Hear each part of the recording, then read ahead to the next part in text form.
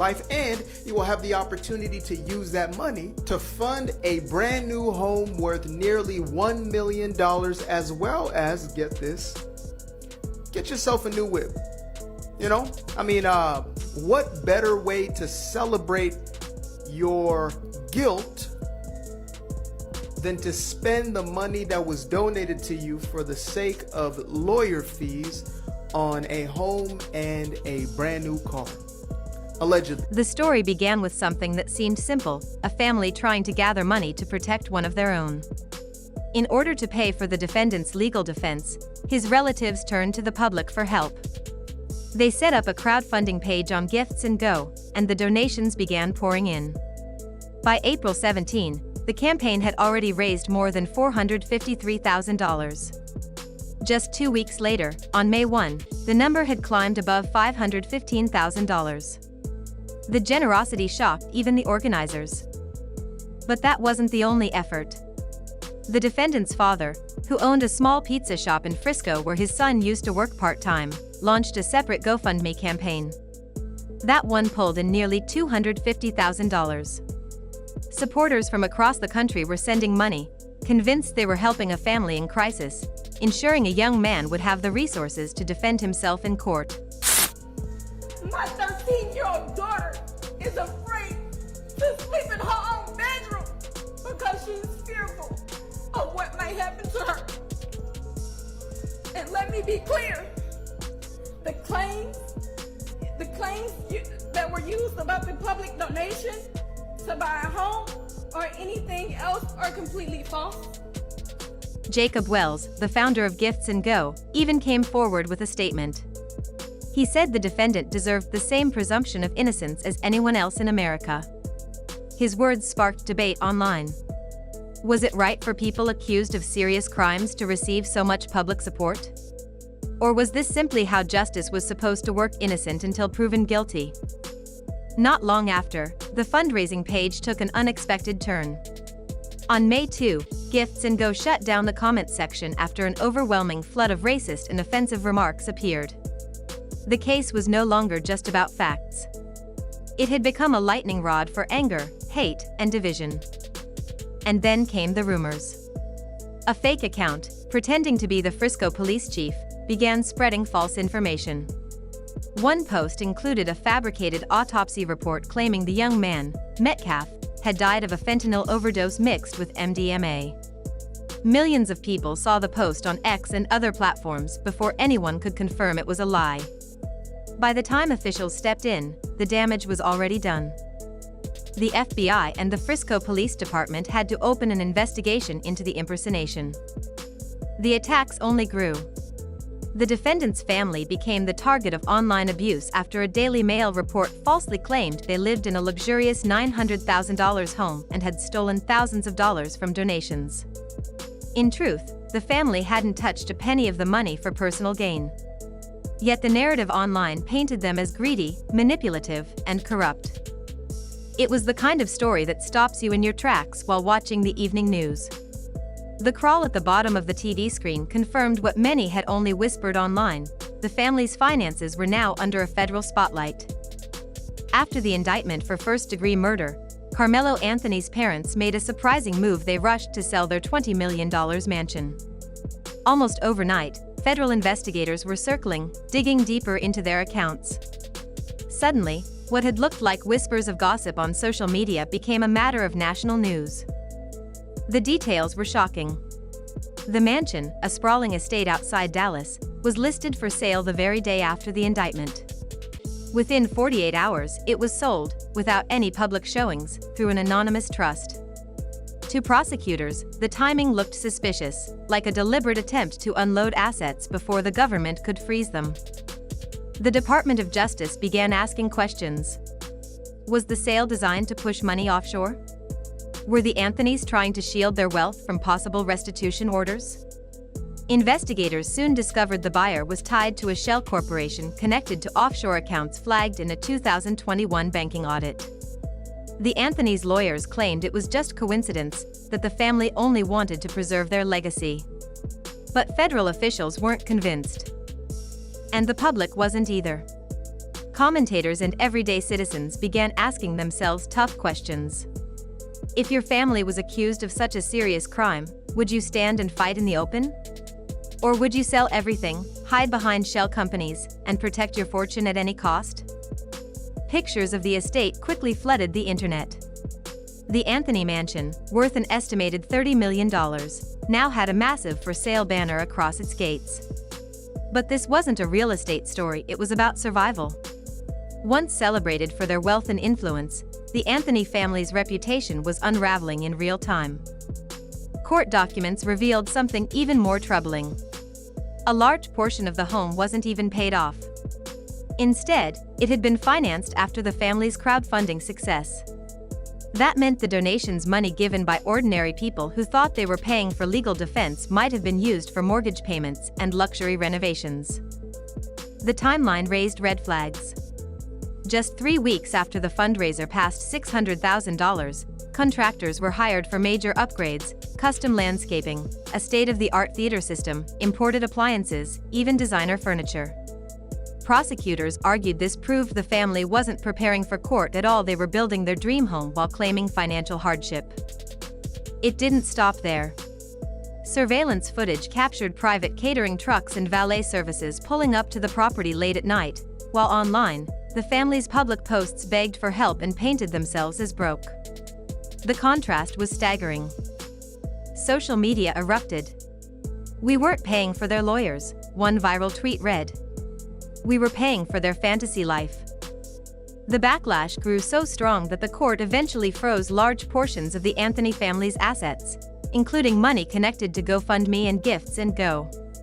That left the Anthonys scrambling to liquidate whatever they could just to cover daily expenses and retain their legal team. The sale of the mansion no longer looked like a smart financial decision, it looked like desperation. Then came the twist. During a live news broadcast, cameras caught the Metcalf family leaving the courthouse. But this wasn't about criminal charges. It was about something else. They had filed a civil lawsuit against Karmelo Anthony's parents. The claims were explosive: misappropriation of donations, emotional distress, and obstruction of justice. According to their attorney, the Anthonys raised more than $1 million but funneled little to nothing toward the actual truth. Instead, it went toward hiding it. The lawyer's words were sharp. "Our clients were burying their son," he said, while being harassed online for daring to ask questions. Meanwhile, the Anthonys were staying in luxury hotels, hiring private security, and living off donations meant for justice. Cameras captured the thick stack of court documents filed with the suit. One section stood out in bold: intentional infliction of emotional distress.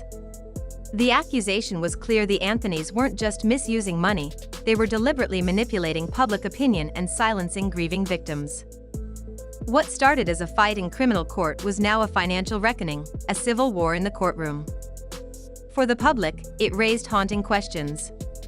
If you gave money thinking you were helping a family fight for justice, only to learn it might have funded marble floors and catered parties, would you ever trust again?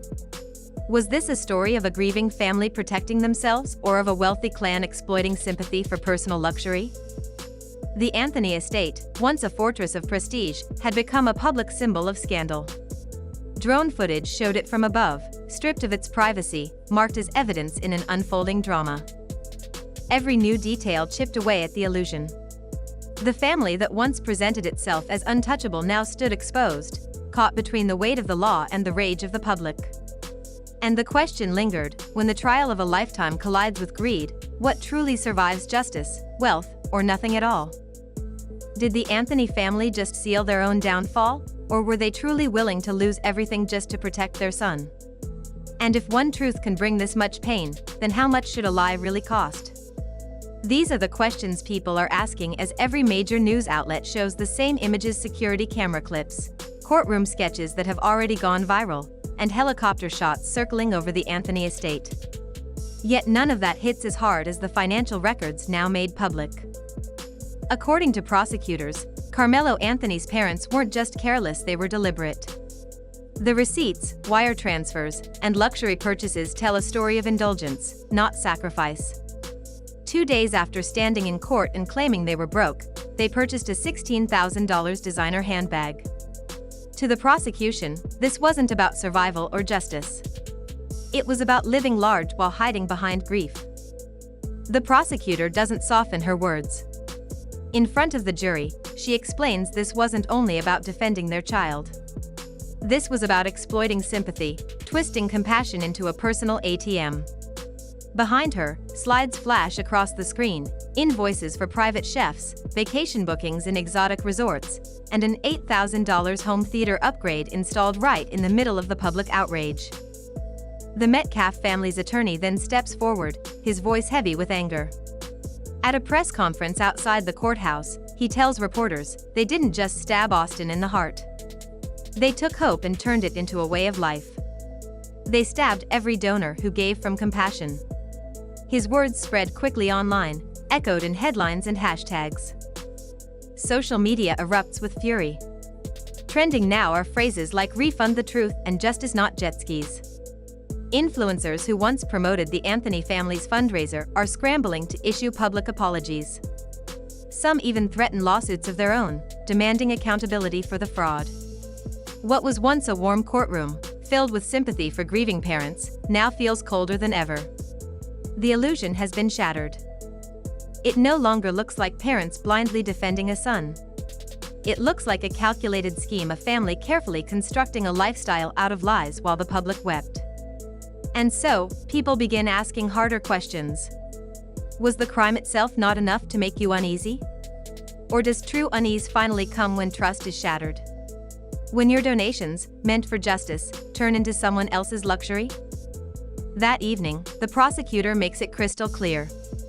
If any part of this property was improved using money raised under false pretenses, she says, the government has the right to seize it in full. Suddenly, the Anthony mansion is more than a home, it's a target. Crowds gather outside the gates. Protesters chant on one side while quiet supporters stare silently from the other. News vans line the block, their cameras locked on the estate that now represents a fallen empire. The for sale sign has been replaced with a bold notice, seized for civil asset forfeiture. Near the east wing, a demolition crew unloads equipment. They aren't tearing the house down completely, at least not yet. Instead, they're searching for hidden modifications, signs of evidence buried beneath expensive walls and marble floors. What was once a mansion is now a crime scene. A monument to greed exposed in broad daylight. Drone footage captures every angle of the estate under investigation. Karmelo's breakdown in the courtroom, leaked text messages, and now his childhood basketball hoop still nailed to the garage. That image spreads like wildfire online. Commenters write, from hoop dreams to headlines, he had it all. Innocence hung on that rim. Guilt was hidden in that house. And then, the final twist drops. According to the family's lawyer, prosecutors are investigating whether money from the GoFundMe campaign was used to buy the very house 2 years ago. If proven, the Anthony family won't just lose the mansion, they'll be forced to repay every single dollar raised, with restitution orders hanging over them for years to come. So now the question echoes everywhere, in headlines, in comment sections, in living rooms across the country. Was this really about protecting their son? Or had they been building a kingdom of lies from the very beginning? And more importantly, would you give up your entire legacy just to protect a secret that could never stay hidden? See y'all in the next video. This is Celeb Nova, where the drama ends and the truth begins.